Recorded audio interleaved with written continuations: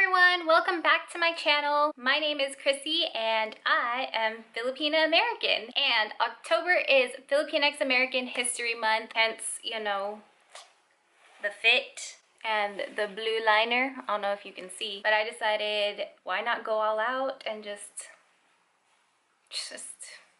wear everything that's on the flag. Anyways, so my plan is to do about 2 or 3 videos for Filipinx American History Month, so definitely make sure to subscribe, hit that notification bell, and I really hope that you follow along with me for the rest of the month. And let me know what kind of videos you're looking for too, because I don't know, this was one video that I definitely wanted to do, but the other videos I'm kind of like, I don't know. So help a girl out. Please let me know what you want to see. Alright, so before I get into today's videos, I wanted to talk about a few things. What the hell is Filipinx? History? Why do you use an X? So a lot of stories tend to be written in the perspectives of men, and even more specifically, cisgender, heterosexual men, and even more specifically here in the context of the United States, you know, cis, hetero, white men. And even when we're talking about Filipinx American History Month, a lot of history textbooks, like, you know, the ones that you've seen in your AP US history classes or your world history classes, they are written by and or in the perspectives of the colonizer. And they're hella inaccurate and hella insufficient. So back to the X, right? As I said, stories are usually written by and for men and or for people who identify within a strict gender binary. So using terms like Filipino or Filipino, Filipina really constricts the opportunity to welcome in other perspectives when we know that multiple genders do exist. So using the X allows me to recognize that in the Philippine diaspora, there are multiple genders, that there are folks who don't identify as a man or a woman, and saying Filipinx American history is a way for me to honor and recognize and respect all of the multiple genders in the world.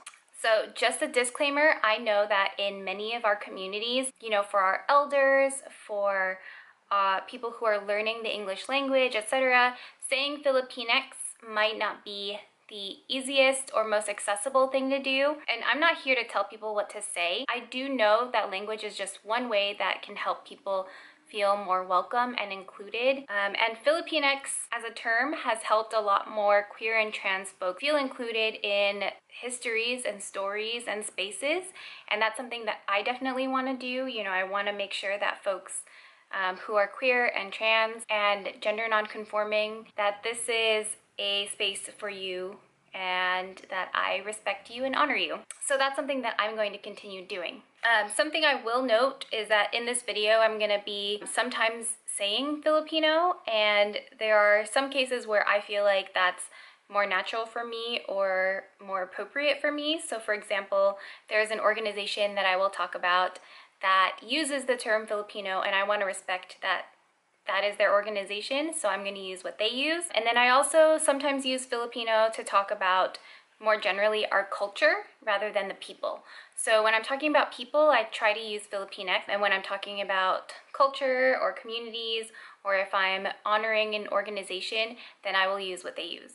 So what is so important about Filipinx American History Month, and why is it in October? And isn't it also Filipino American Heritage Month? What's the difference? Great question. So there is definitely a few things to talk about and unpack here, and I have to say that when I was younger, I definitely did not think too much about any of these nuances. So some history for you all. The Filipino American National Historical Society notes that the first recorded presence of Filipinos in the continental United States was actually in October 1587. They landed in what is now known as Morro Bay, California, which is in like the San Luis Obispo County area. So Dr. Fred Cordova and his wife Dorothy first introduced Filipinx American History Month in 1992. And in November 2009, the U.S. House of Representatives and the Senate passed a resolution officially recognizing October as Filipinx American History Month across the United States. So history versus heritage, what's the difference? So Dr. Don Mabalon says that history is about the events, experiences, and lives of people in our community and their impact on society and the political, cultural, and economic events and moments that shape their lives. While heritage refers only to cultural traditions that are handed down from the past. So history really allows us to take ownership of the fact that Filipinx Americans have been making waves in the United States for centuries, and not even just in our own families or in our own cultural traditions, which also get diluted, as they're handed down or they change. Also, the ways that the United States has been formed by us, the ways that we've demanded change for our communities and for many other communities that we also struggle with. That being said, I know that there are still places and contexts that use the word heritage, and that's totally fine. Like I said earlier, I'm not trying to tell anyone what to say or what to do. Like, I'm not knocking anything. I would still go to the Warriors Filipino Heritage Night if I could. Like, I ain't mad at it. Okay, history lesson over. So now back to the real purpose of this video. So today I really wanted to give hella love to some dope Pinays out there. And Pinay is another way that a lot of Filipina Americans or Filipinx American women refer to themselves. So that being said, these are my top 6 Pinays that you need to pay attention to this month. So first of all, I want to talk about Ruby Ibarra, who is a spoken word artist, producer, and rapper here in the Bay Area. And she just dropped her newest album, which is Circa 91. And let me tell y'all, everyone needs to buy and listen to this album because it is fire. Like, you need to go get the album right now. You just do. You do. And the reason why I say that is because Circa 91 is such a raw, real telling of growing up Filipina American and navigating everything that comes with it. Colorism, domestic violence, colonization and decolonization, and so much more. And Ruby is really sharing her heart and her story and her soul through the artwork of this album, and it truly is one of my favorites. I met her in college, and I've just always been so inspired by all of her spoken word and all of her artistry. So congratulations, Ruby, on your new album. I'm so excited for you, and I hella support you. I also wanted to talk about Barbara Drain Reyes, who is a poet, a writer, and an educator. So when I was at the University of San Francisco for grad school, I actually came across a post on Facebook advertising a seminar class for freshman undergraduate students about Pinay literature, and I had really opened up to this idea of being Pinay and Pinayism and feminism. And so I was like, hell yeah, I want to take that class. Can I please take it even though I'm not a freshman? And so I reached out to Barbara and I was like, can I please sit in on this class, because it just sounds like an amazing opportunity for me to do some self-exploration. And she was like, yeah, of course. Anyway, she is publishing a new collection of poems, prayers, psalms, and odes to Filipina girls called Invocation to Daughters. And I've read a few of the poems online, and they are so deep and so thought-provoking, and they just tug at your heartstrings because Barbara is really talking about issues such as the sexualized and racialized violence against Filipina women. And so it is a really heavy collection of poems, and these are also really real issues that affect Filipina women in the diaspora disproportionately, right? So these are things that we need to be talking about and we need to have a conversation about. Next, I wanted to talk about Dr. Aileen Cesaro who is an educator and really coined the term Pinayism back in 1995. Honestly, I would not be passionate or knowledgeable about Filipina American experiences and issues if not for seeing the ways in which my mom, my titas, and my lola have been so strong and vulnerable and selfless, and they've been just pioneers for me and my siblings and my cousins. And so in college, when I really started exploring that part of myself and exploring the stories of, my elders and my ancestors, I also discovered the term Pinayism, which is a concept that Dr. Aileen Cesaro coined in 1995.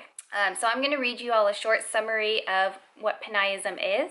because it's a lot it's a lot to talk about and unpack, and there's even more. I mean, I could maybe do a video on it. No, I don't feel like an expert, whatever. Anyway, so Pinayism is a process of self-reflection, decolonization, revolution, and self-determination. It aims to put the Pinay at the center of dialogue and examine the intersections where race, ethnicity, gender, sexuality, religion, spirituality, diaspora, citizenship, migration, and love cross. It draws from a multitude of theories and serves to empower and uplift Pinays physically, mentally, spiritually, academically, and politically. Dr. Titianco Cubales has been and continues to be a leader in the field of education and social justice. You know, she co-founded Pinay Educational Partnerships along with a few other really dope Filipinx scholars, and she has so many more accomplishments and awards due to her scholarship, her community activism, and her love for the community and for this work. And she really calls for educators to be intersectional, interdisciplinary, and innovative. And as an educator myself, I know to look to her for ways that I should really immerse myself in my community and in the folks that I want to serve, and how I can be more critical about education. Okay, my dog is like really creepy right now.